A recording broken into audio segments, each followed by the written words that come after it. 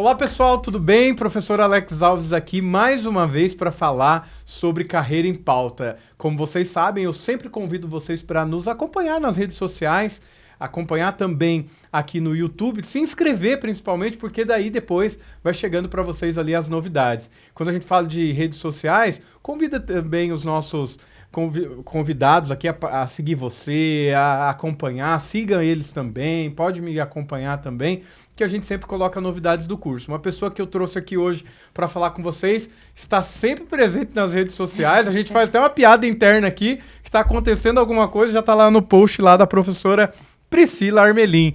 Uma honra falar contigo, professora. Obrigada, professor Alex, pelo convite. Uma honra estar aqui com você no Carreira em Pauta. Carreira em Pauta, olha só. A professora vai contar um pouquinho da história dela e a professora ela é coordenadora aqui do curso de Direito no presencial, também dos serviços jurídicos e já foi coordenadora também aí do EAD. Eu sei que vocês estão nos assistindo hoje, a maior parte dos nossos alunos estão na modalidade à distância e eu tenho certeza que às vezes você está em casa, no carro e você vai acompanhando aí o nosso bate-papo sobre carreira e ela vai falar tanto dessa área jurídica como também especificamente do curso de Direito. Professora Priscila, fala um pouquinho, né? O teu curso é um curso difícil, começa por aí que eu tô fazendo ele também, e eu sei que ele é bem complexo. Mas quem é a professora Priscila? Como que chegou a esse curso? Como que você que escolheu o curso que você escolheu, como é que funcionou tudo isso aí na tua vida? Nossa, isso lá atrás, hein? Não muito lá atrás, não vem não. É 32 anos de formada, professora Olha Alex. só, que legal, anos. Que honra. É 32, passei em 89. Muita experiência, muita experiência. Eu falo para os alunos que só tinha o UEM em Maringá, né? A gente só tinha o UEM. Meu pai não me deixou outra opção a não ser cursos da UEM. Porque lá atrás, a minha vontade era fazer serviços jurídicos. Olha só. Não, serviço jurídico não, serviço social. Desculpa. Nós já temos um podcast aí sobre serviço social também. Com a professora Suzy, eu falo para ela, ainda vou fazer serviço social, que está lá no começo da minha vontade. E só tinha na UEL. E aí meu pai falou, não, serviço social na UEL, sem chance. Pensa alguma coisa em Maringá. E a minha irmã mais velha, a Fabrícia, ela estava fazendo direito. Ela olhou para mim e falou, faz direito, eu estou gostando. Eu falei, você está gostando? Tô gostando. Minha irmã já está no 3º ano, né? Ela 3 anos mais velha que eu. Eu falei, então tá, então vou fazer direito, né? E aí eu fiz o vestibular, passei em 10º na época, né? Então foi muito legal. E eu comecei direito e me apaixonei. Eu falei assim, nossa, até esqueci de serviço social. É que direito abre a mente da gente para várias outras áreas, né? Não é só advogar, por exemplo, né?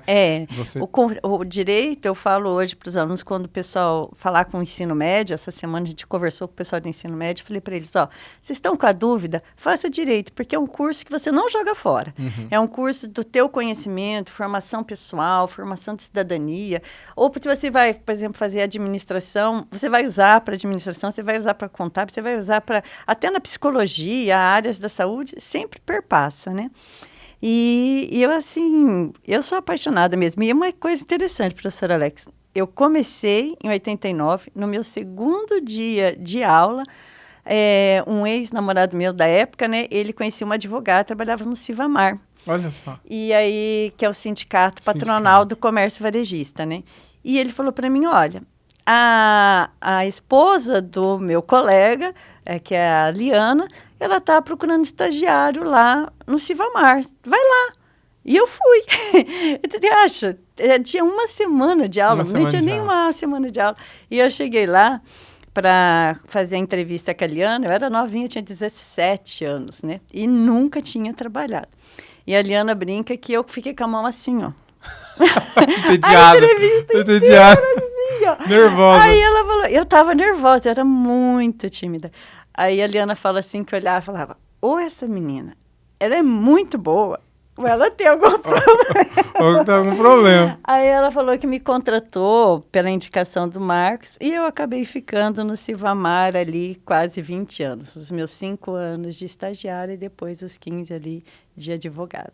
Que legal. Foi uma experiência muito legal. É uma experiência muito bacana. E depois você... Por que você entrou na área da docência? Aí... Porque você veio para docência e depois veio para uma coordenação. Pois é. falar lá atrás, eu olho para trás e falo assim, na época, quando eu trabalhava no Civamar, tinha um professor da UEM, o professor Faustino, que dava aula de Direito do Trabalho. E o professor Faustino trabalhava com a gente, ele chegou para mim e falou, a UEM está precisando do professor de Direito do Trabalho. Vai lá. Eu falei, eu não vou dar aula nunca, professor. Imagina, advogando, que não tenho jeito para dar aula, não quero mexer com academia. E descartei total, né?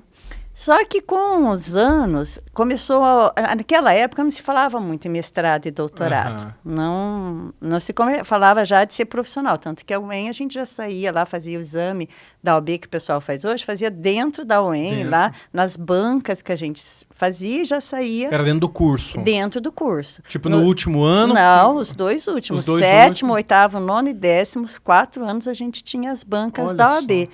Então, nas aulas de estágio, para você passar, você tinha que fazer as bancas da OAB, né? A última prova era a banca da OAB e a gente saía naquela alegria. E daí já saía com a carteirinha da OAB. Então, a gente não falava muito de academia, não tinha a parte científica muito forte, né? E com o tempo começou a se falar mais do mestrado, e eu já advogando, o pessoal do Civamar, né, saiu um mestrado de Direito aqui, e empresarial.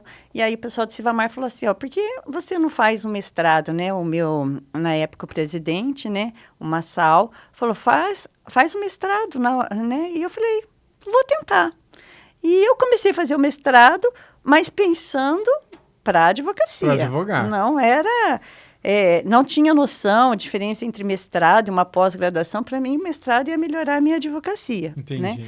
Só que quando eu comecei o mestrado, começaram a falar, mas e aula, e dá aula e tal. E aí, a Marta Botti, uma coordenadora, me chamou de outra instituição para dar aula lá. E eu fui fazer a banca, comecei a dar aula. Aí um professor falou para mim, o bicho da docência vai te picar? E é verdade, né? E ele me picou. Aí ele falou assim, você vai te picar e você vai um dia sair, acho que ele fez uma bola aí, né? Previu ali um futuro. Ele falou, você vai sair tanto da advocacia, você vai ficar muito na docência. E foi assim. E foi. Foi. E é muito gostoso, né? E essa área da docência, depois que a gente vai para essa área da pesquisa também, você tem livro inscrito, né? Inclusive, 2 livros escritos aí. A gente começa a se aprofundar e gostar e pegar gosto da coisa mesmo, né? Agora, nessa sua trajetória, e é interessante no teu curso, que quando uma pessoa, explica um pouquinho, quando uma pessoa termina o curso de Direito, ele ainda não é advogado, é isso? Isso, hoje já não. Quando ele termina o curso de Direito, para ser advogado, ele tem que passar no exame da OAB que a gente fala, né, que é esse exame de suficiência profissional, né, onde ele sendo aprovado, aí sim ele pode ser admitido no quadro da OAB, né? Mas até ele ser aprovado, ele se torna um bacharel. Ele pode exercer algumas funções dentro da área jurídica, mas não advogar. E é só o curso de Direito que dá essa possibilidade de fazer essa prova da OAB. Exame da OAB. Né? Outros não. Os outros são apoiadores, né? Apoiam o curso, a profissão do direito. Isso. Por exemplo, serviços jurídicos. Serviços jurídicos, né? Que ele ajuda, né? Por exemplo, um serviço jurídico hoje, ele é muito fundamental em escritórios de advocacia na parte de controladoria, né? Então, hoje, grandes escritórios já têm os seus controllers, né? Que ganham bem, que já trabalham e não se falava muito de serviço jurídico, agora estão vindo, então eles tiveram ali mais formação em administração, mas agora essa área de serviço jurídico vira um nicho no mercado, onde para organizar, né, implantar compliance, implantar uma boa organização dentro de um escritório. Até mesmo porque né? o direito tem essa questão de prazo, não tem não? Tem muito prazo, você tem que tomar cuidado com isso, com aquilo, perder um prazo, perder o processo. Perdeu o prazo, perdeu o processo e pode ter processo no Código de Ética também, né? Perante o Código de Ética. O advogado, prazo é tudo, né? Então, a gente fala assim, tanto para audiência como para peticionar, não pode. Não tem essa... Pode. A gente, quando é aluno, e eu vou falar porque eu também sou aluno, tem lá o dia da prova, né? Daí você fica enrolando. aí esqueceu de fazer o último dia. A gente gosta de argumentar e falar, não vai estender, não dá para fazer outro dia, mas para advogado não tem disso, Não. né? Perdeu o prazo. Perdeu o prazo. Por isso, quando os alunos vêm reclamar, chegou atrasado alguma coisa, fala, teu primeiro aprendizado é que advogado, né, não pode perder prazo, não pode perder horário, você tem que sempre chegar antes, né? O juiz, promotor, chegam atrasado, né, daí, né, mas o advogado não, ele tem que estar lá no horário, ele tem que cuidar, então, prazo, horário, controle... Chamou, não está lá, perdeu. É um problema muito sério, Olha tem que só. estar lá. E nessa sua trajetória de vida, você chegou para coordenação, né? Daí hoje você coordena o curso, só para vocês saberem, hoje a Priscila, ela coordena o curso de Direito e outros cursos também, mas é considerado aí um dos melhores cursos aqui do norte do Paraná, e a gente fica muito feliz, parabéns aí por toda a tua equipe, por todos os seus professores dedicados. E o que é ter um curso de qualidade? Porque você também é avaliadora do INEP, né? Do MEC. Uhum. Então, o que é ter um curso de qualidade, professora? É uma conquista muito grande, mas é um trabalho muito árduo também para chegar a um curso de qualidade, né? Você precisa começa construindo uma boa matriz, contratando bons professores, ou quando a gente pega mesmo professores que nunca deram aula, né? Vem o trabalho da coordenação de formá-lo, de ajudá-lo, de conduzi-lo, para que os alunos tenham uma boa formação, né? Então, os projetos, eu gosto de trabalhar muito com projetos. Então, os projetos, eu acredito que projeto de ensino, projeto de extensão, visita técnica, ajuda você a construir a formação do aluno, né? A formação teórica tem que ser uma formação muito sólida. Então, eu falo para os alunos, dar slide é um absurdo, né? Eles vêm... o professor não quis dar o slide. Mas por que você quer dar o slide? Para estudar para a prova. Eles indicaram os livros? Indicaram, professora. Vai na eu falei, fonte, então, né? vai na fonte, né? Eu falei, slide é para você. Você falar para mim, quero revisar o conteúdo que eu estudei para me ajudar a nortear, tudo bem. Mas estudar slide, não. Então, a gente busca um aprofundamento de um conhecimento, mas não adianta também a gente aprofundar muito no conhecimento e o aluno ter uma experiência na prática, que ele também fica perdido. E eu acho que a prática ajuda muito a entender a teoria também. Eu acredito demais nisso, porque, como eu te falei, eu comecei a minha vida acadêmica já com a prática, né? Então, ajuda. Então, quando o aluno não consegue ir em um estágio, não tem possibilidades, trabalha, né? Então, a gente permitir que o aluno tenha acesso à prática é muito importante. Por isso que já no curso de Direito aqui no UniCV, a gente coloca a prática no primeiro semestre. Que legal. O primeiro semestre tem prática jurídica, onde o aluno vai aprender a prática muito rudimentar, a fazer, assim, para o advogado, falando aqui, uma petição de juntada. É muito fácil. Mas para um aluno que está começando, o que é uma petiçãozinha de juntada? Para ele não é muito fácil. Então, mas ali ele já tem as primeiras noções, né? As noções de que é um vadimécum, as noções jurídicas, alguns termos. Então, essa prática jurídica é bem para inserir o aluno, né? Entender os processos eletrônicos, né? Para quando ele chega na sala de aula, nas disciplinas que a gente fala tanto de direito material quanto de direito processual, ele está entendendo um pouco a linguagem do professor. E depois, em que época do curso, já entra ali o NPJ, que é o Núcleo de Prática Jurídica? Então, o nosso Núcleo de Prática Jurídica, a prática real vai acontecer só no último ano. Tá? Que legal. Mas o NPJ, ele tem o estágio supervisionado, que começa ali as aulas de estágio, que a gente fala estágio simulado, a partir do 7º semestre. Então, no 7º, 8º, 9º e 10º, eles têm aula para aprender a fazer as peças processuais, né? Então, peças de direito civil, peças de penal, as peças de trabalho, a peça de direito constitucional. Então, peças que caem na OAB, mas também ali, né? Depois nós temos 2 disciplinas que se abre em 4, que também são muito práticas, mais para o final do curso, que são os eixos. Quando eu entrei aqui no UniCV, já tinha o eixo 1, era um eixo, né? E depois a gente mudou a pedido, inclusive, vale fazer a ressalva do reitor, né? Que ele gosta dessa disciplina, e eu também, porque é uma disciplina onde a gente divide o eixo em 2 práticas, e o aluno pode escolher qual delas ele quer fazer, né? Seriam as áreas de atuação dele? Eu quero, então, atuar mais em direito. A gente tem 4, né, possibilidades, com 2 eixos, cada eixo com 2 possibilidades.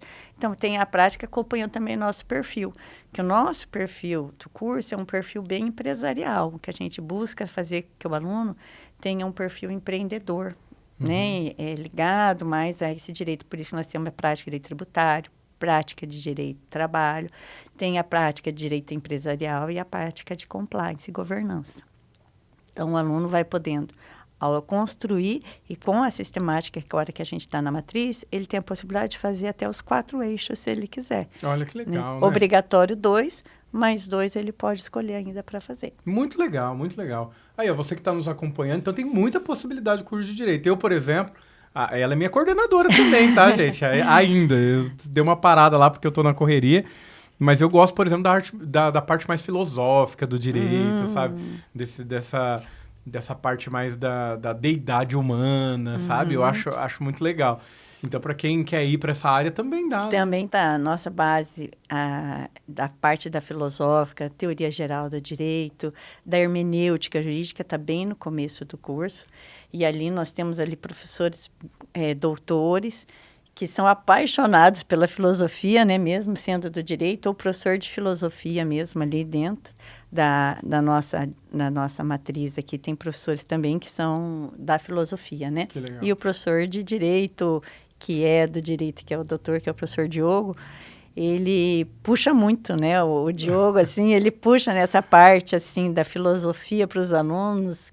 Os alunos ficam quase doidos com ele. Depois fala, mas aí, quando começa o desenrolar do curso, eles conseguem entender, né? Essa parte da filosofia tão importante. Mas é sempre assim. Às vezes o aluno reclama, tá muito difícil, não sei o que lá que tem, mas depois que ele sai da faculdade, é um exemplo para vocês assistirem o podcast da professora Michele, que depois o aluno, depois de anos, manda mensagem. Lembra aquela bronca que você deu? Lembra aquele negócio que você pediu para eu ler? Realmente funcionou. Funcionou. E o teu curso tem muita leitura, né? Tem que ler muito, né? Tem que ler bastante. Não dá para parar. Não é só o curso, mas é a vida profissional. O advogado que para, que não acompanha, ele não consegue. Porque nós temos a legislação, mas nós vamos tendo interpretações também, né, daquilo, né? Interpretações que mudam, né? Porque a vida da sociedade, ela vai mudando, né? A sociedade é mutável, e a legislação tem que acompanhar essa vida na sociedade. Então, a interpretação, ela vem vindo para atualizar o texto dentro dessas mudanças que nós vamos acontecendo na sociedade. Mas também o nosso Congresso gosta de fazer bastante lei, mudar lei bastante, né? Nós estamos vendo aí mudanças até repentinas, inesperadas, não é? Então, é constante. O advogado tem que estar constantemente acompanhando, não tem como parar. O que mudou, né? Não tem. E essas interpretações são interessantes, né? Por exemplo, se você for olhar o que as pessoas entendiam como casamento no século passado, pode ser que não é a mesma coisa que a gente entende de casamento hoje. Sim. Né? Em sentido de união mesmo, né? Então, o que é uma união estável? O que era uma união estável e o que é agora? Então, as coisas vão mudando dependendo como a sociedade Quando eu estudei, né, a gente não falava em união estável. Quando eu estudei era só casamento. Casamento. Né? A união estável veio depois. Olha aí. E eu comecei o curso em 89, mas a Constituição saiu em 88, outubro de 88. Então, imagina, tinha pouquinho tempo, né? Muita interpretação. Os meus professores, na verdade, muitos, na época ali na UEM, ainda falavam como se a Constituição anterior, né? Porque a Constituição de 88 era muito recente. Aí eu lembro um caso de um professor que ele falou assim na sala que a água era res nullius. Eu nunca esqueci, porque eu achei res nullius linda. Primeiro que eu queria entender o que era res nullius. Né? Me explica aí. Aí ele explicou que não era coisa sem valor no mercado, né? A água não tinha valor. E depois, com o tempo na advocacia, a gente vai ouvindo e a sociedade começou a falar, porque isso era 89, 90, aí começou mais um movimento mais forte, né? Veio aí em 98 a Lei de Crimes Ambientais e já um pouquinho antes dela esse movimento forte de falar de direito ambiental. Daí você começa a ouvir falar, não, a água não é res nullius, ela tem Ela tem valor. valor, sim. E isso já era, olha, como o nosso direito, como as pessoas às vezes ensinam ultrapassado, porque em 70 já estava se falando em valores, né? Mas a nossa legislação brasileira não. Então, o professor ensinava que ela era res nullius. Imagina, se eu não tivesse me atualizado, hoje eu poderia estar falando para você que a água é res nullius. Sim, E você ia rir, você ia olhar para mim e falar, como isso? Você ia falar, isso, eu ia falar, não, mas o meu professor lá de Bolinha falou que era res nullius, né? Então, a gente tem que estar acompanhando. E não é que ele estava errado, né? Era uma visão, não um da recorte época, na época. que a gente não tinha lei de ambiental ainda. Que os alunos têm muita dificuldade, né? Falar, tá errado, porque fulano falou tal coisa. Não, tudo bem que ele falou, mas vamos ver a época que ele falou, vamos ver o momento em que ele vivia. Eu estudei, adultério era crime. Tava lá no Código Penal, era crime. Exato. Hoje, adultério não é crime. E algumas comunidades, inclusive, em algumas religiões, em algumas sociedades, ainda é.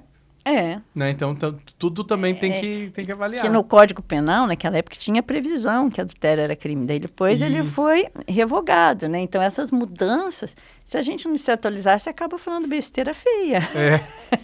Tá certo. E olha só, e você tem vários projetos aí, né, no teu curso. Eu gostaria que você citasse aí 1 ou 2 projetos que você tem carinho. Eu já sei qual que ela vai falar, uns 2 projetos que ela vai falar, mas para vocês entenderem aí, você que está à distância, você que está aqui no presencial, de que você é chamado para fazer os cursos de extensão, estar lá com o pé na comunidade, justamente porque é isso que traz as práticas para os alunos. Fala aí um pouquinho, pelo menos de 2, eu sei que você tem um monte. Pessoal, ó, eu não vou deixar ela falar um monte, porque senão a gente vai ficar 1 hora, porque ela é a coordenadora que mais traz projetos para a instituição.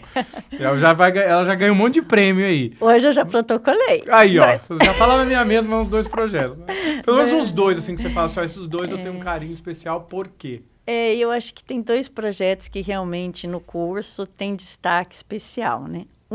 Eu acho que é porque está no meu coração mesmo, né? Que todo mundo sabe na faculdade, ele ganhou muitos prêmios e está sempre assim... E ele muda a vida, né?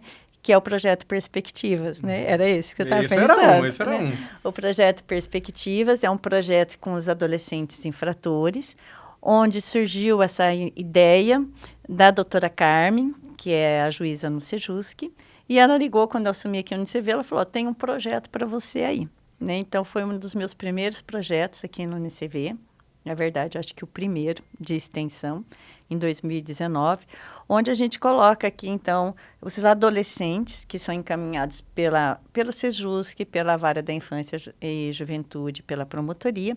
Na verdade, o promotor da Vara Infância e Juventude ou o juiz encaminha para o Sejusc encaminha para nós. E a gente faz círculos da justiça restaurativa, que é círculos de diálogo com eles. São 5 módulos, onde esses adolescentes eles passam a refletir sobre o que eles fizeram, a autorresponsabilização e trazer uma nova perspectiva para eles, né? Como eles podem construir um futuro melhor. E o bacana desse projeto é que os adolescentes que participam, praticamente a reincidência zero. Então, a gente vê, acho que é isso que é o fantástico, né? A gente vê que tem jeito, né? E os adolescentes falam para a gente, nossa, aqui é diferente, né? É diferente do que você cumprir uma pena de medida socioeducativa, né? Prestação de serviço à comunidade, que não ressociabiliza, né? Então, a nossa ideia é realmente trazê-los, né, a uma conscientização. Então, esse projeto é muito legal. Que legal, que legal. E daí dá para ver que o direito não é só papel, né? Não é só papel, não é só o vadimeco, não é só livro. Não, ele dá para fazer na prática. Na prática. E ele é assim, hoje a justiça restaurativa, ela caminha muito dentro da justiça. Tem justiça restaurativa no fórum, a gente tem parceria. Eu fiz o primeiro círculo na vara criminal, no juizado especial criminal ali do fórum. Então, há propostas, né? E aí vem para a advocacia, né?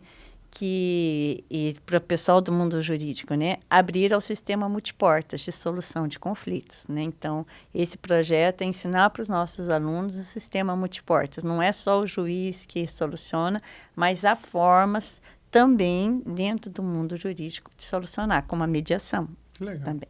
Muito bom, parabéns. E o outro projeto? E o outro projeto, que daí é um projeto que a gente adere a esse projeto, que ele é chamado Justiça no Bairro. Legal. Esse projeto, ele é da doutora Joyci, do Tribunal de Justiça, né? Ela ganhou o Prêmio Novar, ela já saiu na Rede Globo com esse projeto, ela é conhecida no Brasil inteiro, no exterior. É um projeto onde se atende a comunidade carente, a comunidade é uma população vulnerável, ela tenta atender de todas as formas, mas o bacana é que nós vamos com os alunos e os professores lá, e nesse dia o aluno, ele atende, ele já faz o trabalho de atender, de orientar, peticiona ali no próprio sistema e já nessa petição ele já leva para a desembargadora, já é feita a homologação e já sai a sentença e já sai a certidão do cartório. Então, tudo que dentro de um processo comum, mais célere que seriam 6 meses ali, assim, para ser muito célere, né? Porque geralmente é coisa de 1, 2 anos, ali se resolve tudo num dia só. Então, a população é de forma gratuita para a população. E os nossos alunos participam ali, né? Em Maringá, nós atuamos com ela em Sarandi, Mandaguari, Paissandu, quando tem, né? Então, é um projeto muito encantador também. Que legal. Parabéns por esses 2 projetos. Eu tinha até anotado aqui, ó, que você ia falar esses 2 projetos, e eram esses 2 projetos mesmo. E na área, assim, do direito, o que você tem visto de inovação? Inovador. Você fala assim, isso aí está sendo inovador, eu acho que a justiça brasileira está seguindo por esse caminho, ou os advogados estão seguindo por esse caminho, que é inovador. Tem alguma coisa que você... Esse já é uma inovação, né? Tentar trazer a comunidade e resolver já o problema ali, é uma inovação, ou os jovens infratores, trazer eles para cá com diálogo, com discurso e mudar a vida das pessoas, que é uma justiça talvez mais próxima, né? Isso é inovador. Que são sistemas, assim, que a gente fala dentro do sistema multiportas, né? Vem aí uma inovação, acho que para a sociedade, que no direito não é tão inovador, mas precisa avançar mais. Que vem a mediação, a arbitragem, já acontece muito nas capitais, em cidades grandes, né? A busca de solução de conflito pela mediação e pela arbitragem. Aqui, mais no nosso interior, é a questão assim mais ainda restrita à confiança no poder judiciário, né? Mas tem se caminhado, né? O próprio judiciário tem caminhado para abrir, né? E buscar essas soluções de conflito que eu acredito muito, né?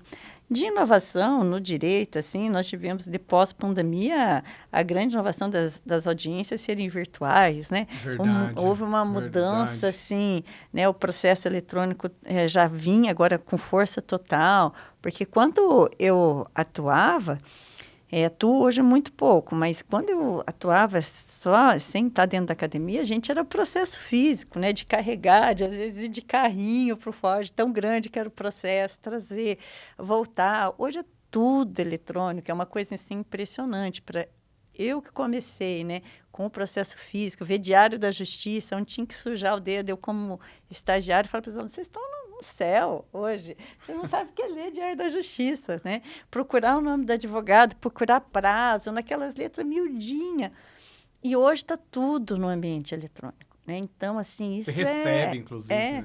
Isso, para mim, eu olho, assim, poder ver essa evolução do direito é fantástico, né? Igual o contador vê, assim, né? Saiu da máquina, da calculadora, né? E tal, tudo consegue fazer em planilhas de Excel. No direito é isso, a gente consegue ver o mundo ali, né? Eu comecei com a máquina de escrever, não tinha computador, né? Então, se está nesse ambiente virtual, eu acho isso muito fantástico mesmo. Hoje uma intimação pode ser feita... Né? Tudo virtual. Agora, ó, um avanço, né, que você falou, pode ser pelo WhatsApp. Olha Antes aí. nem podia, né? Então, você pode ter essa possibilidade pelo WhatsApp, né? Então, a justiça é interessante que eu falo assim, ela demora, a sociedade vai na frente, mas ela vai caminhando ali, o sistema, né, o judiciário, enfim, tem que caminhar para acompanhar a sociedade, né? Então, tem que sair do que era, né, daquele sistema rígido do papel. Imagina, tá hoje vendo Diário da Justiça, seria inconcebível, né? Então, essa mudança é muito legal. E o que você diria, assim, para os alunos, né, sobre criatividade, inovação. Falando só uma coisa de inovação, assim, também nós temos aí a inteligência artificial agora, né? É aí que eu queria chegar. Como que a inteligência artificial vai ajudar, vai colaborar? E ajuda muito, né? Se você souber usar a ferramenta da inteligência artificial, ela ajuda os escritórios, e tanto o promotor quanto o juiz, né? Por exemplo, você coloca um processo lá e ela trazer para você o resumo, possibilidades, alternativas. Ela realmente contribui. A inteligência artificial ela desafoga o escritório, assim, muito. Só precisa saber usar a ferramenta, né? De forma com que ela erra, né? Ela tem que ser treinada, né? Uma inteligência artificial bem treinada. Tem que ler o que ela está dando, né? Que ela simula, porque ela para ser treinada, para ela poder construir certo com você. Mas ela ajuda demais hoje no ambiente jurídico, ela tem contribuído bastante. Né? Legal, para o bom e para o ruim. E para o ruim. Porque no âmbito acadêmico, os alunos não querem mais fazer trabalhos, né? E acham que a inteligência artificial faz para eles. Mas né? olha, o que a gente está pegando de aluno que, por exemplo, o professor pede para fazer uma petição, alguma coisa, ele vai lá e joga. A inteligência artificial faz para ele e ele não lê, e às vezes no meio do texto a própria inteligência artificial está falando com ele. Ele fala assim, aluno, não sei se é isso que você quis dizer, mas eu vou continuar. Então, tipo, cara, lê, porque não é isso. Né? Ele está te dando dica, não é? Você... E daí depois o professor zera, o professor fala que não foi ele que fez, ele fica bravo, né? Eu recebi uma carta essa semana, né? E daí o começo, assim, eu acho que o primeiro parágrafo estava falando assim, para você escrever isso que você quer para o diretor, é importante entender qual é a função dele, não sei o que lá que tem. Então, eu vou sugerir para você 2 pontos. Eu falei, ele podia ter pelo menos cortado a primeira parte ali, né? Pega só a sugestão, né? Sugestão, poxa. É muita preguiça, né? É muita preguiça. Mas tá bom. O futuro aí de como você vê o futuro da tua profissão, do direito e dessas áreas afins? Como você vê o futuro? Porque hoje a gente já está com inteligência artificial, a gente já está com essas ferramentas que nos auxiliam, petição que dá para você pesquisar, você pode ser notificado dessa forma. E o futuro da tua área? O que você acha? Eu acho que cada vez mais a inteligência artificial vai ser usada, né? Qual vai ser o poder dela, a gente não tem ainda, eu não tenho a dimensão, mas eu penso que o que vai diferenciar é a mente pensante, né? É aquele que construiu sua formação, que nem você falou, filosofia, né? A filosofia nos ajuda a pensar. Ler nos ajuda a pensar. Ler várias coisas nos ajuda a pensar, né? E essas pessoas eu acho que vão se destacar, né? Porque o que a máquina faz hoje é uma coisa impressionante. A gente acabou de falar, inteligência artificial, e às vezes ela escreve melhor que você fala, uia, né? Bonito. Né? Bonito, mas tem coisas que é uma sacada de um advogado, né? É uma sacada ali, eu falo do advogado, porque o juiz só vai julgar o que está no processo, ele não cria nada, né? O promotor tem que seguir o que a lei fala. Mas a sacada do advogado, aquela coisa que inova, que vem, que você fala, inovação jurídica, vem do advogado. É o advogado que vai fazer essa diferença no futuro. O advogado que não se limitou a ficar só nos textinhos pouquinhos de uma internet, de um Instagram. De uma opinião que ele viu. Mas que foi em evento, ouviu pessoas pensando, falando, né, lendo. Eu vou dar o exemplo do meu orientador. Uma pessoa que já está aposentada, professor aposentado, continua lendo e relendo obras clássicas que ele deu aula, que ele orientou, que ele falou. Então, a gente nunca para. E essas mentes não têm inteligência artificial que acompanhe, né? E eu acho que é isso que faz a gente acreditar que nada ainda vai superar a mente humana. Que legal. Olha só, gente. Que história bonita, né? Tanto a tua história pessoal, como essas dicas que você vai passando para nós de como que tá a tua área, a área do direito. Você que está aí querendo escolher um curso, eu acho que é a tua hora, hein? Escolha um curso. Se for o caso do direito, a professora Priscila vai ficar à tua disposição para que você possa mandar mensagem para ela, tirar as dúvidas, acompanhe ela lá nas redes sociais. Daqui a pouquinho ela vai falar das redes sociais dela aqui. Deixa aí o teu último conselho para os professores de direito, para os alunos do direito, para esse povo que ama essa área da advocacia também. Eu acho que, de repente, é um conselho que muita gente dá, que é o estude, né? Mas eu acho que é o ler também, né? Leia literatura, ouça música, se torne uma pessoa culta, uma pessoa agradável, né? Eu acho que no direito, a pessoa culta, é muito gostoso você sentar e conversar com uma pessoa culta, que eu e você já conversamos de tantos livros clássicos, de literatura, e ela ajuda a construir tua formação, né? Verdade. Eu acho que não se limite só ao mundo jurídico. Avance, né? Avance, a gente tem a poesia, esse mundo, olhe um quadro, vá no museu, aumente as suas possibilidades de culturas, né? Mesmo que seja aqui em Maringá, né? Tem tantos tem museus tanta bacanas, coisa, né? Vá conhecer. Na tua cidade, A né? tua cidade, Vai conhecer exatamente. um bairro que é famoso. Eu gosto também das. Que eu acho que foi uma das primeiras vezes, hein, João? Aqui que o pessoal fala de cultura, hein? Uma dica que é cultura. Realmente, gente, quando você tem uma cultura bacana, você vai se dar bem na tua profissão. Você vai entender o outro, você vai atender teu cliente, você vai entender que a cultura que ele veio, qual é a literatura que ele leu, se ele teve acesso ou não teve, tudo isso é pela cultura, né? Que vai me tirar do meu quadradinho, né? Do meu mundinho. Nossa, que legal. Acho que foi a primeira dica diferente que as pessoas deram aqui, além do estudar, é ir atrás de cultura. Você tem um livro a respeito disso, né? Do patrimônio cultural, não é não? Meus 2 livros são, né? O primeiro é o Crimes contra o Patrimônio Cultural, que é resultado da minha dissertação de mestrado.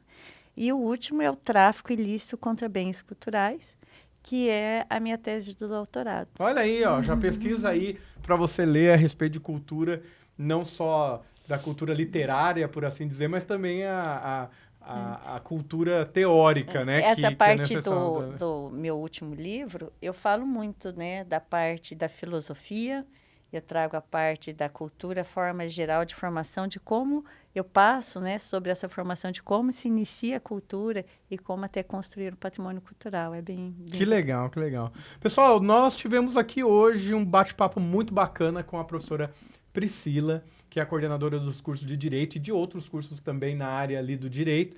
Fico à disposição de vocês, acompanha a gente nas redes sociais, Fala o teu Instagram, acabei não pedindo. É o Armelim Priscila, é o contrário. Armelim Priscila. Aí, ó, o nome da professora tá aqui, então é só você pegar ali, ó, Armelim Priscila, e acompanhar ela aí nas redes sociais. Pessoal, muito sucesso para vocês. Acompanhe a gente aqui no YouTube, que a gente sempre traz profissionais para falar do Carreira em Pauta.